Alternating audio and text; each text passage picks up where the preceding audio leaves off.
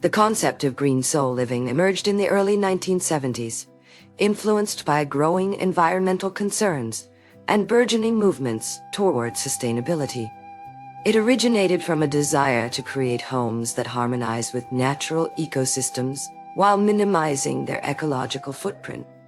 Key developments included the establishment of green building standards such as LEED, Leadership in Energy and Environmental Design, in 2000, which now evaluates more than half of all new construction globally. Major turning points include the Kyoto Protocol's adoption in 1997, promoting climate change mitigation strategies, and significant milestones like the United Nations Sustainable Development Goals in 2015, with a focus on environmental sustainability. Green soul living emphasizes minimal energy use through passive solar design, efficient appliances, and renewable resources. Homes are designed to integrate aesthetically into their surroundings while incorporating sustainable materials, such as recycled or locally sourced wood, bamboo, and cork.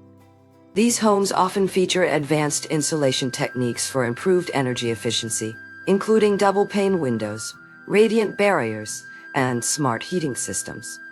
The emergence of green soul living has significant societal impacts. By 2023, over 2 million green-certified buildings were in operation globally. This trend also spurs innovations like bioclimatic architecture, which considers microclimates for site-specific design solutions, and increased reliance on renewable energy sources, such as solar panels and wind turbines, to meet building power needs. Ecologically, these homes contribute positively by reducing water usage through low-flow fixtures and greywater recycling systems. They support biodiversity by incorporating native landscaping that reduces the need for irrigation while providing habitats for local flora and fauna.